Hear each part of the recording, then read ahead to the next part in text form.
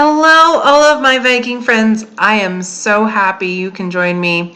Forgive my software. I decided that I was going to upload some software onto my computer, my laptop, and I've been having troubles with my laptop. So it is literally being held by duct tape, and because I dropped it a couple of times, and it is not surviving my PhD program. So I had to buckle down and grab a new laptop. But meanwhile, this is my old one, and I guess I'm really rough on equipment. I'll explain here in just a minute. So today is day 6, and 5 days into my 14-day experiment, my monitor, my glucose monitor, decided that it was not going to work anymore, and I was pretty upset about that. As you know, I was kind of doing a 14-day experiment on transitioning from the standard American diet on into the ketogenic, carnivore, and carnivore diet. And then I was going to finish the last 6 days off with a long fast. And that was inspired by Carrie from Homestead How. He's an amazing guy. If you haven't subscribed yet, I would go to his channel and subscribe. Carrie at Homestead How. Anyway, that's beside the point. We're moving on. I was rough with this glucose monitor too.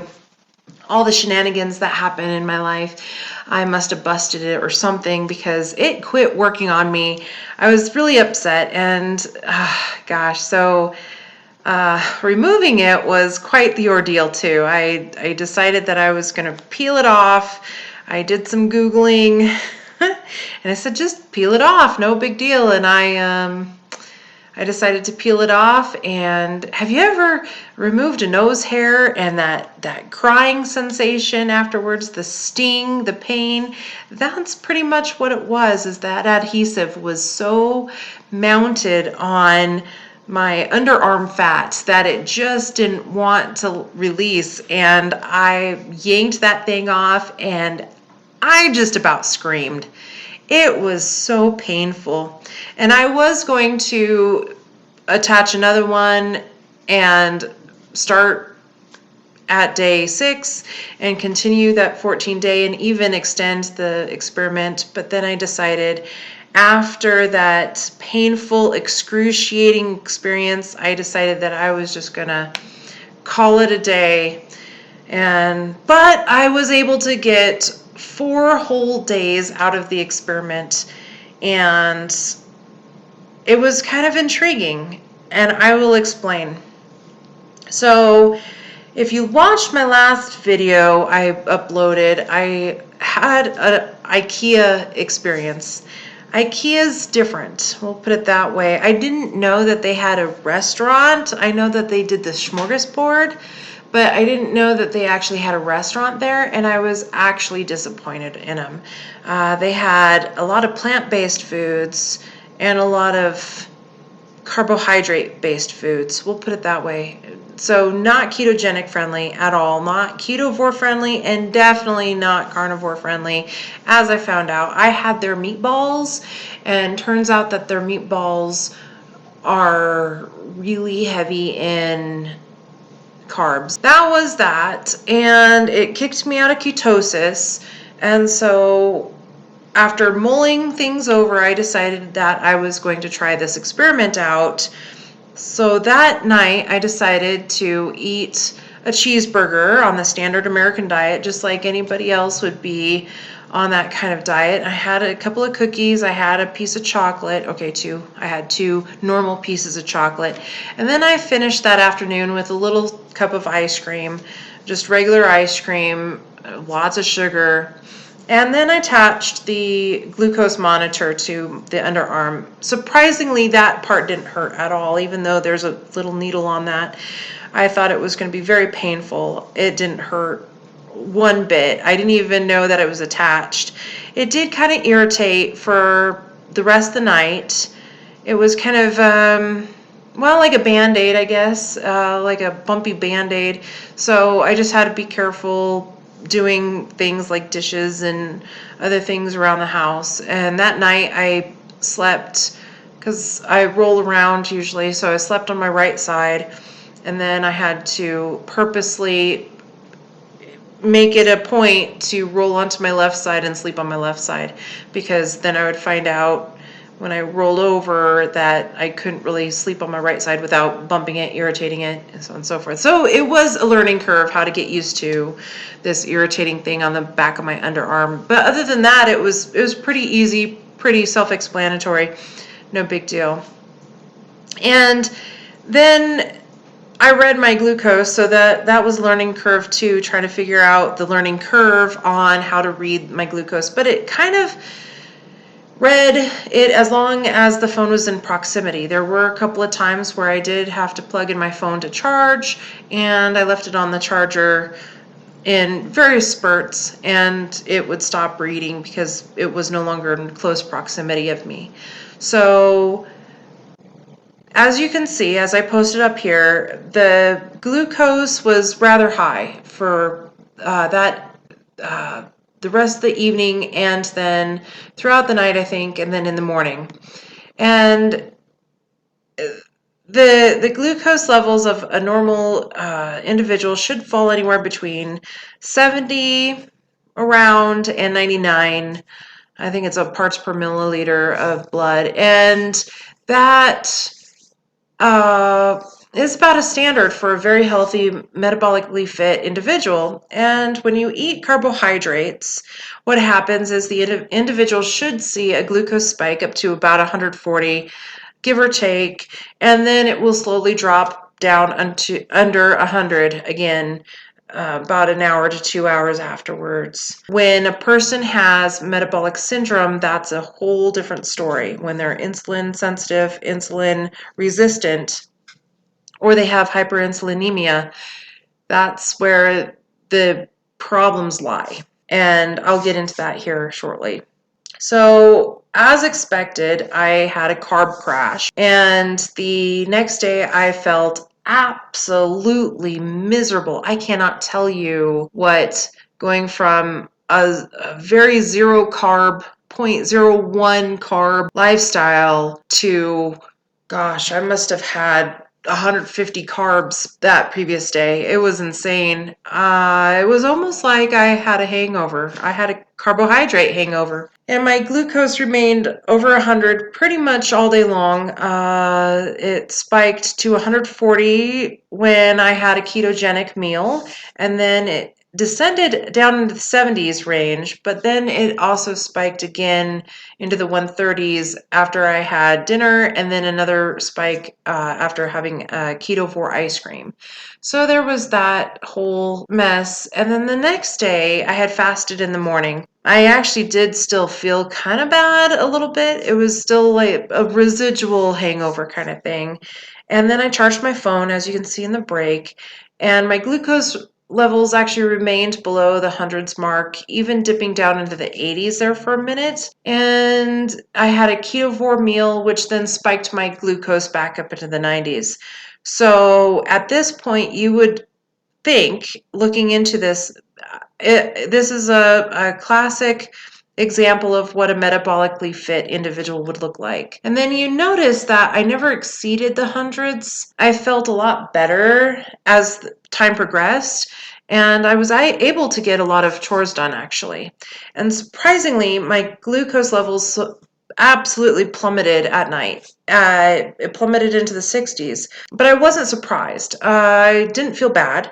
I didn't have a hypoglycemic episode, and I didn't have any warning signs of that. So normally when I'm eating a very carnivore diet and ketovore diet, I usually read the 60s and 70s anyway. So that fact that it fell back into the 60s, I was okay. And I knew that I was transitioning back into a deep ketosis kind of level. And this is where I wanted to kind of address what the beast in the room is the pseudo hypoglycemia. This is when a person who is diabetic can have a hypoglycemic episode. When I was diabetic, this happened to me a couple of times. It's where the blood sugar is still high, but it falls drastically. It doesn't fall as in the normal range, it falls below their normal range. And then what do diabetics do? They're trained to load back up with sugar. They're told, well, you need to drink orange juice or apple juice or Kool-Aid, and you need to eat a bunch of candy and sugar to get the glucose back up high. And this could be bad medical science, in my opinion, because a person who is suffering from diabetes mellitus 2 has a problem with their sugar being so high, their blood glucose levels and their insulin being so high. So they're actually suffering at this point. And it's like peeing on a jellyfish wound, on a jellyfish sting. You're just peeing on the person to pee on the person. It doesn't really help. But anyway, it's normal for a person with diabetes to have high blood sugar. Therefore, the train of thought is to keep their blood glucose levels very, very high and stabilized at the high range, which here we are. And many of my clients that I've worked with have had episodes of pseudo hypoglycemia where they've ranged anywhere from 160 to 220, clearly a huge amount of blood glucose. But as soon as their blood glucose dips below a normal range for them, that's when they start feeling dizzy and faint and confused. The color drains from their face. They feel sweaty, cold and clammy. And that's when the peripheral vision starts to go black. I've been there, and everything's fuzzy on the sides. And then there's a ringing in the ears, and it's like a tinnitus, but it's almost like you can't hear people around you. Everything's muffled and tinny, like somebody's speaking into a tin can. If you've had this happen to you, comment in the comments below, because I would like to hear your thoughts. If it happened, what you experienced, if things were different on your end. I definitely didn't like those episodes, and I really needed something to pull me out of those episodes. And like I said, diabetics are taught to eat a ton of sugar as soon as those episodes happen. There are solutions, and the solutions are getting onto a proper human diet, as the beloved Ken Berry would say, and that would alleviate a lot of these problems here. So here I go into the next day. I think I'm on day 3 at this point, and that was a birthday celebration. Now, I have a lot of birthdays in my family, tons of birthdays, and everybody in my family and friends, they all want to celebrate their birthday in various ways. A lot of it has to do with food, but I have gotten away from the food celebrations. If we want to celebrate, we're going to go get our nails done, we're going to go get our hair done, we're going to go cook in a spa. You know, when I say cook in a spa, we're the ones that are sitting in the spa cooking. And, you know, I do various things around activities and events, and I stay away from food. But this particular event, I had family over, and I was doing some light hors d'oeuvres, light cooking. I decided to make a few keto pizzas, dirty ketogenic pizzas. I added bacon and not pastrami. What is that stuff? Salami or something, and cheese, tons of cheese, a little bit of sauce, and some cauliflower crust from the store because I was being lazy. It was higher in carbs, but not as high as it would have been if it was a wheat-based crust. So I made a couple of those. I made a little bit of a hors d'oeuvre tray, did get some crackers, and in that morning I decided to fast. Except for I did have myself some coffee, but I decided to make myself a coffee mocha. And the recipe is super easy. Let me just tell you what you do really quick is you pour some black coffee, you grab some heavy cream, you pour a little bit of heavy cream in there to your liking. We'll say that. Then you pour your stevia, you sweeten it just enough to be sweet enough to like it. And then you add cocoa, and you could add butter, or you could add coconut oil as well, whatever your preference is. You can add that. Stir it all around until it becomes kind of frothy. And then what you do is you take a little bit of heavy cream and you shake it in a bottle. You could put stevia in the bottle, and you could put a little bit of vanilla extract in the bottle as well. You shake the bottle up until it gets really foamy, and then you spread foamy cream on the top. It hasn't become whipped cream yet, but you spread that on the top. At this point, I decided to be lazy, and I decided to buy sugar-free syrup, and I drizzled it with sugar-free chocolate syrup. You can make your own syrup. That is completely up to you, but I was kind of crunched for time, getting the house clean, getting the food prepped. So I wanted something that I could throw together really quick and enjoy. And that's what I had. It spiked my glucose levels a little bit over 100. And then I decided that I was going to eat the ketogenic food, the meal that I had. And that was the pizza. I had some crackers with cheese and salami and some summer sausage. And then I had also olives, and stuffed olives actually are really delicious, and a pickle. So don't vilify me over the pickle. Anyway, it was pretty good. It was really awesome, except for the next couple of hours my glucose levels dropped. It went up to the 130s, and then it dropped down to the 80s and 90s again. And then overnight, my glucose levels bounced around. It bounced around in the hundreds and below. It slowly declined into the 80s, and then I decided to wake up and have a carnivore breakfast that morning with a cup of coffee, and it spiked my blood glucose levels into the 90s. So there's something to be said for the transition of the ketogenic to ketovore, back to ketogenic, and then slowly transition back into like a ketovore, carnivore kind of diet. Then my blood glucose levels went back into the 70s. I didn't measure my ketone levels. I put my Keto Mojo away. I love that thing, by the way, but I haven't checked my ketone levels in forever. And then the other day I checked them. They were 0.3, which that's what the IKEA meatballs did to me. I was pretty upset about that because I knew that I had been in deep ketosis for quite a while, and that happened. So I was pretty upset. But when you become a metabolically fit person, you can transition very, very well. When you don't have the right metabolism, when you're not metabolically fit, it's harder for you to transition back and forth.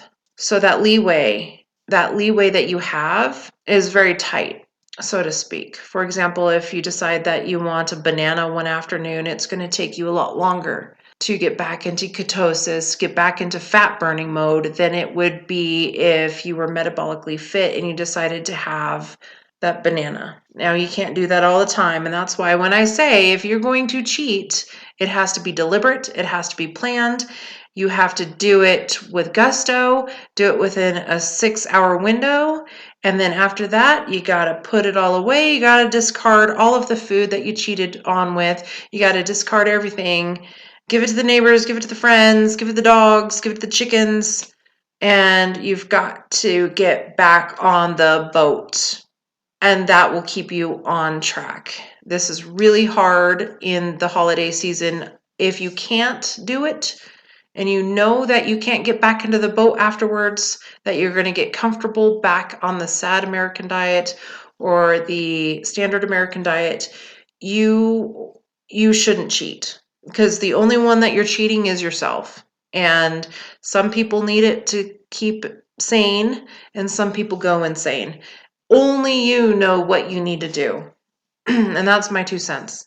So I was downstairs in my basement getting some work done, and I decided to try the reading again because you can manually read the actual number on your phone, and it wouldn't work. It kept on coming up with error. And I'm like, okay. So I looked at it, and it had actually stopped working about 3 o'clock, 3 in the afternoon. So it hadn't been reading at that point for almost 3 hours. And I got kind of worried. I was like, okay, so what happened? And so I was tapping it, and I was trying to figure out with my phone, and I unloaded it, and then I re-downloaded it, and I thought I was going to lose all my data. And there were a lot of issues, but I came up with the conclusion that somewhere in that day, I ruined it. So I must have done something crazy or clicked it or hit it or bumped it or whatever. And so I got the 4 days worth of readings, and that was it. So if I do continue this project that I'm working on, I am going to use my Keto Mojo. I love that contraption. It works great. Love it, except for it does poke holes in my fingers. And I need my fingers to complete my holiday special that I'm working on. I have a couple of great recipes that I'm hoping to complete, including one that might be a game changer. I was asked to try to replicate a cheesecake from New Jersey in the 1960s. Somebody was telling me that as a kid, they would go into an Italian bistro and they would order this cheesecake. It was crustless, but the crust was actually sprinkled on top. And it was this creamy, cheesy, delectable, delightful cheesecake. She remembers it to be the best cheesecake ever. So I'm going to try to, as best as I can, replicate that recipe. She didn't have the recipe, so I've done a lot of playing around and trying to figure out how I can make this recipe at least a ketovore recipe. I'm not sure if I'm going to make it a carnivore recipe yet. We'll see what happens. There's going to be stevia in it, but we'll see what happens. This brings me to the next part of this episode where I discuss how we got into this predicament in the first place. And I really want to point the finger at Dr. Lulu Hunt Peters for her contributions to many of the doctor models and the nutrition models and the metabolism models that we use today. In fact, you can see a lot of her contributions in books such as this. These are textbooks, and I can see a lot of her contributions riddled throughout various texts in other aspects as well. For example, physical sciences and biochemical sciences. She really laid the foundation for how we view nutrition and metabolism, but it's kind of screwy. And I will get to that in just a moment. But she's a lot like how Ansel Keys and how Kellogg's contributed to our medical science. It's based kind of on this flimsy idea, and it kind of begot bad science. I always say that bad science begots bad science begots bad science, a lot like building a house on a badly built foundation. And you'll see as I read you some of her stuff, she really didn't have a clue of what she was talking about. She just laid her opinions down and really bashed them into you.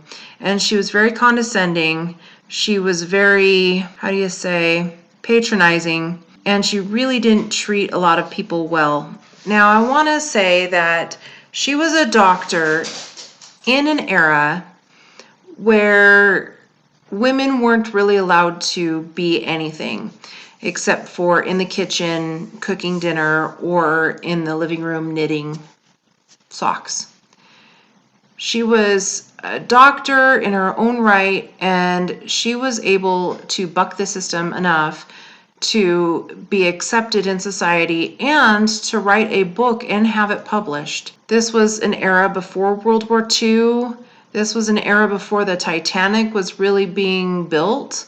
And she became a medical physician, a doctor, and she was seeing patients when women's reproductive systems weren't even really known about. So good for her for doing that. However, I do have to say that her contributions were wrong. A lot of them were wrong. And it's sad to say because I would have loved for her to take her opinions out of everything and to lay down honest and trustworthy medical science of her time. This is, again, when medical science was just getting off the ground about the human anatomy, and there was not much known about anything, not even the reproductive system. So I want to take you back into the 1700s, actually, where this kind of all started. Follow me on this journey. In 1775, there were a lot of scientists who had already been working on the combustion engine problem, dilemma.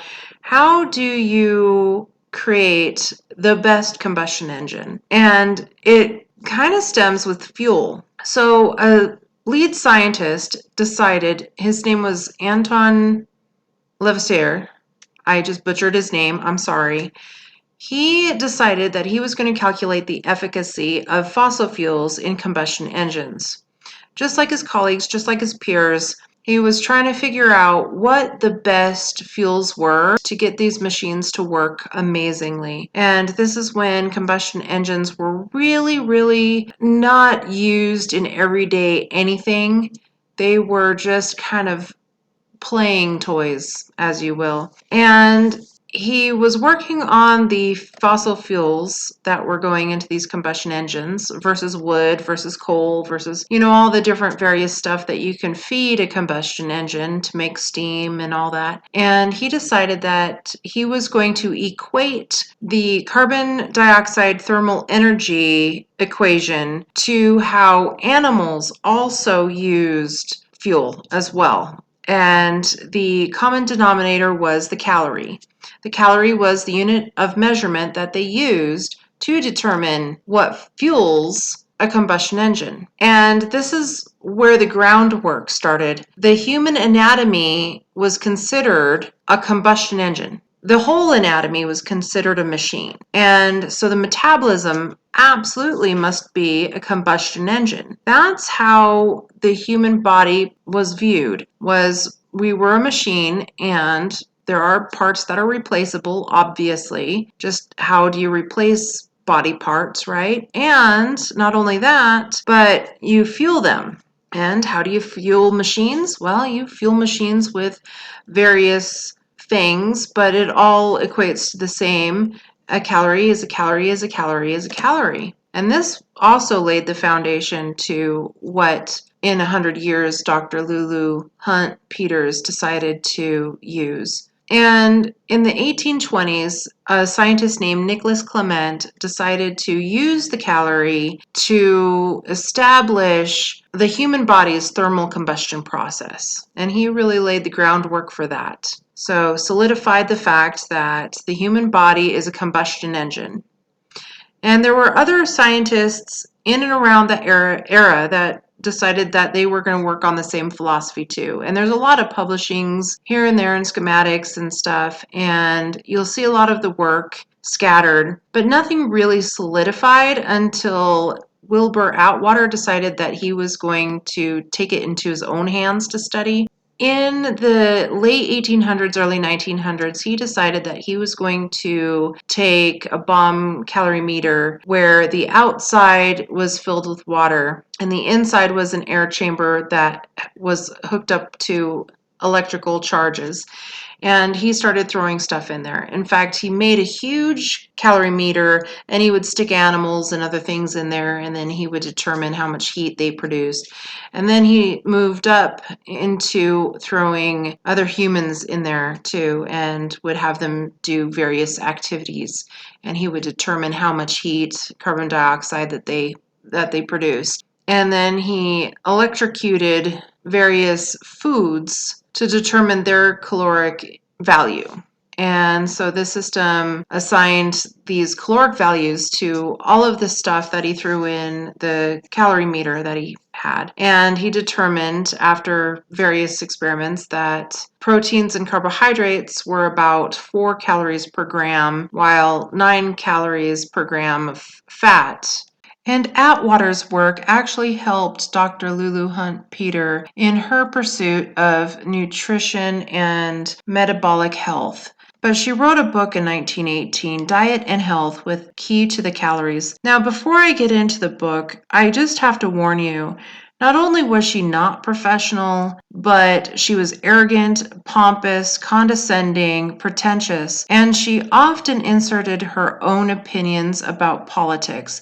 And if you're like me, you actually dread when politics and science merge. I don't think there's a place for politics and science to get along together. It's one or the other, in my opinion. But here it was, is she decided to write this book. And she actually had problems getting it published. And I'm not sure if it was because she was a woman or if it's because she had very strange views about things, but she took Atwater's work and really made it her own. And normally I wouldn't vilify any person for doing that as long as they give credit where credit is due. However, she really spun it into a web where it became its own monster. First, I wanted to start out with her rule to find the ideal adult net weight. Now, this was actually established in the late 1800s, and it has morphed over time. And when I say morphed over time, this is actually version of the earliest way to measure the body weight. And over the last century, there's been other measurements more accurate, but still leave people like Dwayne "The Rock" Johnson out and Shaq O'Neal out. Obviously, they are big, big people, and I don't think they have the body fat to worry about, actually. I'd be surprised if they did. And with her philosophy, she really establishes that any big person would fall into the disdain category in her view. She also is, at this time of her life, she is a very upper echelon kind of individual, probably makes quite a bit of money for that time in that era. Now, 1918 is when the Spanish flu, if you remember, decided to creep on over into the Americas, and it really impacted how the East Coast dealt with health, and it slowly migrated over to the West Coast, and people were panicked. There were people that were shooting people, and again, there were also people that were very racist and very fascist. So this was a very interesting time frame for her to be writing this kind of material. Now, before I get into the whole thing about what she says and how she says it, I just want you to take a gander at all of these illustrations. She inserts these silly illustrations, and the person who illustrated her book should have probably not illustrated her book, and she decided that it was okay to insert this ridiculousness. I don't know. This is like a children's book at this point, and the illustrations get sillier and sillier and sillier and sillier. There are no words at the end of this. Now, I wanted to read to you just a little bit from her book, just highlights. This one is, "Are you thin and do you want to gain?" And she says, "Skip this chapter. It will not interest you in the least. I will come to you later. I am not particularly interested in you anyway, for I cannot see your point of view. How anyone can want to be anything but thin is beyond my intelligence. However, knowing that there are such deluded individuals, I have been constrained to give you advice. You won't find it spontaneous, nor from the heart, but if you follow my directions, I will guarantee that you will gain. Providing, of course, you have no organic trouble, and the chances are that by giving proper attention to your diet, you will gain anyway, and maybe in passing, lose your trouble. Who knows?" She goes on to say, "In wartime, it is a crime to hoard food, and fines and imprisonment have followed the expose of such practices. Yet, there are hundreds of thousands of individuals all over America who are hoarding food, and that one of the most precious of all foods. They have vast amounts of this valuable commodity stored away in their own anatomy. Now, fat individuals have always been considered a joke, but you are a joke no longer. Instead of being looked upon with friendly tolerance and amusement, you are now viewed with distrust, suspicion, and even aversion. How dare you hoard fat when our nation needs it? You don't dare to any longer. You never wanted to be fat anyway, but you did not know how to reduce, and it is proverbial how little you eat. So I read this as I kind of imagined her saying it in her head as she wrote this. And she did have trouble publishing this. I'm thinking this is the reason why, or one of the reasons why, is not only was it unprofessional, but she was very patronizing and she came off, well, as a snotty aristocrat. So she goes on and she calls some of her proverbial patients really condescending names, like I'm a gobbler, for example. She goes into thinking about things and she finds herself better than a lot of people. And she goes into what the key to the calories are. This she literally takes from Atwater's findings. She doesn't cite him or she doesn't give him credit at all, but notice that she gives fat, protein, and carbohydrates their own caloric values. And then she goes on to include the per poundage of required calories per day. She explains it, and it's very rudimentary, very antiquated at this point. But I just wanted to point out that for women, sedentary occupations like bookkeeper is 2,000 to 2,200 calories. Occupation involving standing or walking or manual labor is 22 to 2,500 calories.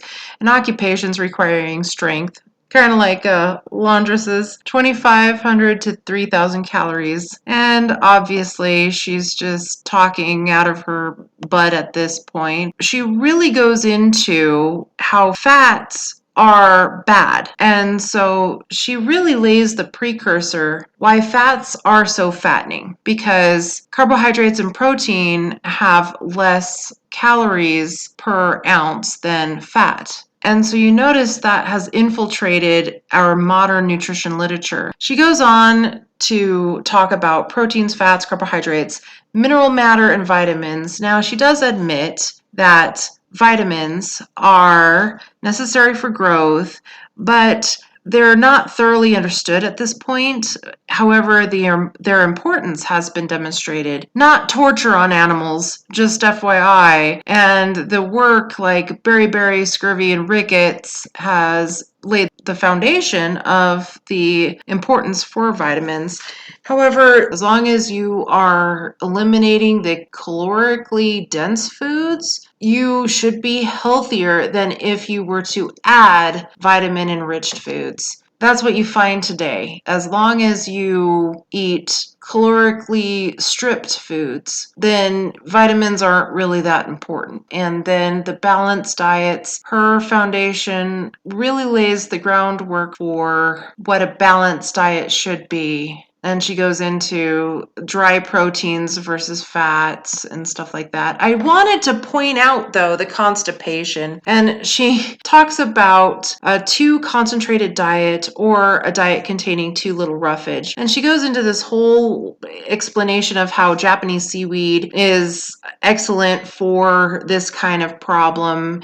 It helps with the digestive tract and it absorbs a large amount of water, thus increasing its bulk. And then she talks about refined paraffins, and they're not absorbable, so therefore they go through you, and you should drink paraffins rapidly because then obviously you would have to chew it.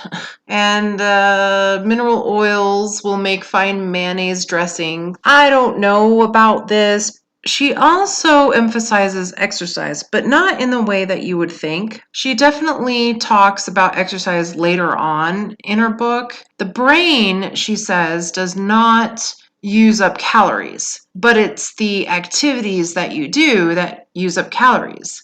I really want to point out that she also views the human body, the human anatomy, as a machine. A mixture of foods, she says, should be used in order to get the different elements which are necessary for the human machine. It is not wholesome to have many foods at a meal, but the menu should be varied from day to day. I also wanted to bring to the table that she says coffee, tea, and other mild stimulants are not harmful to the majority, but like everything else, in excess, they will cause ill health. I found that to be very interesting. She doesn't list coffee or tea as a caloric value at all in anything. I also want to say that in her book, she lists all these caloric values of these various foods, which there are bigger books today that nutritionists and dietitians use for their clients to count calories.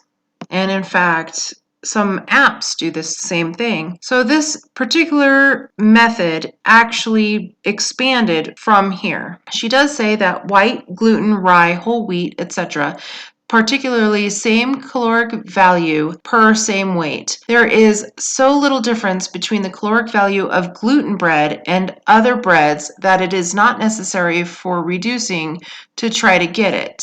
And then she goes into candy, pastries, and sweets. Now, one thing she does agree upon is that it doesn't make any sense to eat a lot of sweets or candy. Now, she does mention saccharin, a coal tar product, is 300 to 500 times sweeter than sugar, but of no food value. Not advisable to use habitually. Better learn to like things unsweetened, and it can be done. I do say that is a correct statement. So she goes on to say, if you will remember the following portions of food, you will have a standard by which to compute your servings. And so she lists the following portions of food. And she goes on to say, if food is fried or butter, oil, or cream sauces are added, the caloric value increases markedly. From there is the stepping stone of fat-free products. It's the precursor. The caloric value of pure fat is 255 calories per ounce. Dry starches and sugars, carbohydrates, and protein, the meat element, is 113. The means fats are 2¼ times more fattening than other foods. I have given round numbers in the table so you can more easily remember them. So memorize it. So fats, nuts, sugar, cream cheese, cottage cheese, the whole thing, skim milk, condensed milk, unsweetened versus sweet milk, cream, thin, dried. And then she said acid, and I'm not sure where the acid came from. Not sure. So a vegetable, for example, potatoes, cooked legumes, watery and leafy vegetables. And she also highlights vegetarian versus meat eating, and she kind of alludes to the fact that maybe we should cut down on animal products, and because it's an excess is undoubtedly an irritant to the kidneys, blood vessels, and other organs. And if too little is taken in, the body tissues will suffer. I found that interesting.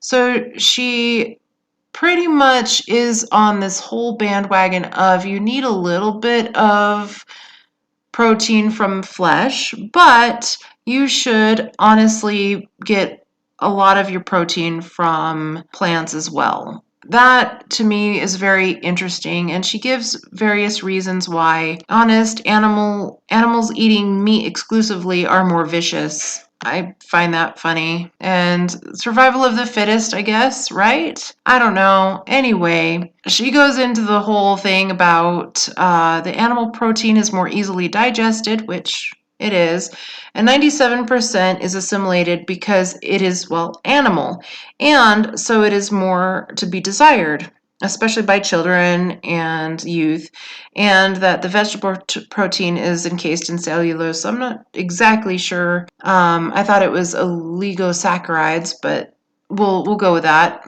and only 65 to 70% is used by the body's system. Thus, the diet is apt to be more bulky if the proper amount is taken. As interesting. So she goes into the meatless days, especially when animal product proteins such as milk, eggs, cheese, and vegetable proteins, and then legumes and nuts. And we have meatless days now. And that's another emphasis that I want to point out, is that this is the catalyst for a lot of these perceptions, or maybe this is what she was also experiencing in her paradigm in the community as well. And then it kind of just transferred. She wrote it in this book. This book became a bestseller. The bestseller became a paradigm in and of itself. And then it became a diving board for modern science to go off of. And I wanted to say, interestingly enough, she kind of follows the Benjamin Franklin kind of lifestyle, where he turned into a vegetarian because he didn't like meat so much, and he kind of considered the slaughter of animals to be cruel. So she kind of followed suit. And she talks about her thin friends, which she abhors. And I'm not exactly 100% sure why she abhors thin friends over fat friends, when she made it a point to ridicule and ostracize fat people, especially because she was absolutely dumbfounded why they could hoard food the way they did. And she goes into how you gain and stuff like that. Interestingly enough, her weight gain philosophy is also the same as reducing philosophy. You just eat the same number of calories, which is interesting to me. Protein and carbohydrates, but then you reduce fat intake and you eat the same number of calories as if you would if you're trying to eliminate the calories. This illustration of the elephant just cracks me up. Pink elephants with green ribbons on their tails. Red rhinoceri. Is that right? Or should I say rhinoceroses? Smiling peanuts. Women's City Club. Social health insurance. Why didn't I say? I wish I had said. Here, get it out, you annoyance, pink elephants, and so on and so forth. And I don't even know why she goes into this whole state of mind, because it doesn't need to be in here. If this is a book filled with science, this to me is not science. There's nothing professional about this. But she is. I mean, she gets in there, and I'm saying that the reason why is because this, dare I say, parody is more of an attention getter than it is of an actual scientific literature. And I have read it as such. Is this pompous, arrogant woman of her day decided that she was going to take the studies from some of her peers and just shoot from the hip when it came to utilizing them and just butchering them. It's interesting to me, the audacity of this woman, but then her abhorrence for people of her caliber that she finds lower than her caliber. Just the circular logic in this. And then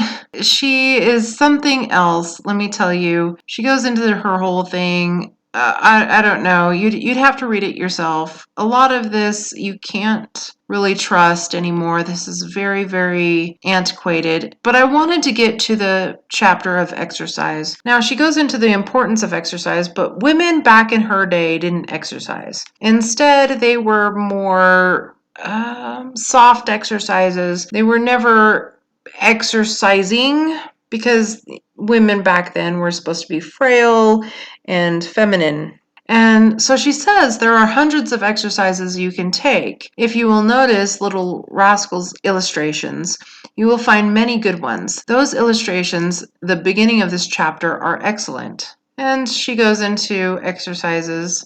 These exercises executed with vim, vigor, and deep breathing between each set will take 15 minutes. Reread my warning. And she goes into all of the fine exercises, and all of them are 15 times. Knee bending exercises, hand on door wall, and then step ups. I'm actually surprised that she listed some of these because back in her day, it was very unusual for women to do any hard work at all. But she does say arms on the side of chair. Now, this is also the era where women were arrested on the beach if their swimsuit showed their ankles or their arms. So I do have to say this is probably my favorite exercise of all.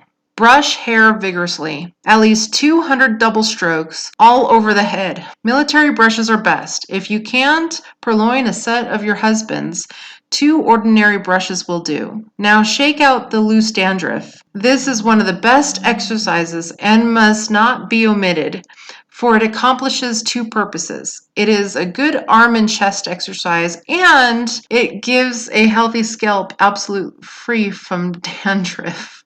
And so the shower or bath, at least she does say it's okay to have a bath. Now, back in the 1800s, it was actually not, how would you say, acceptable? Yeah, acceptable was a word for women to bathe a lot, especially in that kind of time of month, because there was a myth, that an old wives' tale, that there could be a uterine infection, and that uterine infection could cause sterility and all sorts of different complications, including death. So women back in the day took very little showers. Then she goes on to say, spread the word, get the word out to people that need to reduce. Basically, she's still fat shaming, which is, in my opinion, absolutely horrible, especially writing books. I wanted to conclude today, especially because the doggies are very, very antsy and probably need some playing with. And I wanted to really quickly address the blood glucose fluctuation, like I told you I would. So, is this process natural? Yes. I want to say that blood glucose fluctuation is absolutely a natural process. However, the long-term effects of continual blood glucose fluctuation is probably not good, especially because of glycation and oxidation. The glucose molecule actually destroys tissues, especially red blood cells, and it causes oxidation and oxidative stress, leading to damage in various tissues. So it's imperative that glucose itself is brought down to at least under 100. The ideal range, I would have to posit, would actually be between 70 and 90, because at the end of the day, anything over 100 is probably damaging a lot of your tissues and a lot of your organs.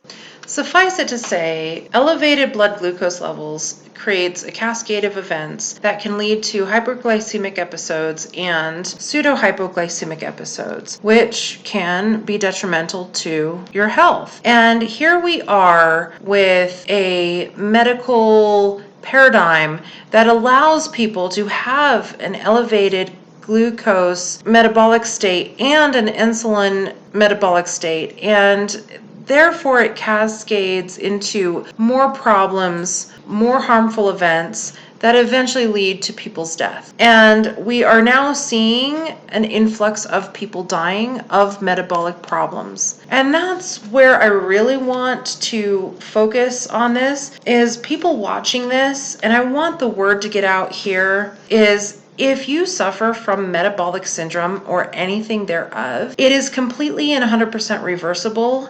And I know it is. And if this video gets banned for some odd reason, at least you know. But for the longest time, all of these ailments weren't considered reversible, and all of these ailments were considered only treatable with medication, which just drives me absolutely nuts. So in these days, this nutritional science, all of this stuff, even though we have all of the foundational work of the Krebs cycle and the citric acid cycle cycle, which are the same things, by the way, we have this underlying bad science of reducing calories. When I say reducing calories, it is analogous to not putting enough wood in a wood stove to make it burn less, to reduce the amount of coal you put into a steam locomotive engine so that it goes slower. But I do know that we need to start reshaping the science and start erasing a lot of the stuff. I think that the work from Dr. Lulu Hunt Peter has been detrimental to the Science Foundation, along with Ansel Keys, along with Kellogg's and all of his other peers. And I just want to say that if we merge politics and religion into our science, it's going to be fundamentally wrong. When the science is for lining the pockets, that's when things go wrong. I conclude this. I am going to do my other videos. I'm going to post them back up. I am going to list the link to this free video here. I'm going to play with the dogs and then get ready for bed. And tomorrow is another marvelous day. I hope you have such a great day. I'm still learning this software, so we will see what happens in the future, whether or not the software is great or horrible, and I dump it and I move on to a better new software. Who knows? You know. Anyway, sign of the times. You have a great day, great evening, and see you next time.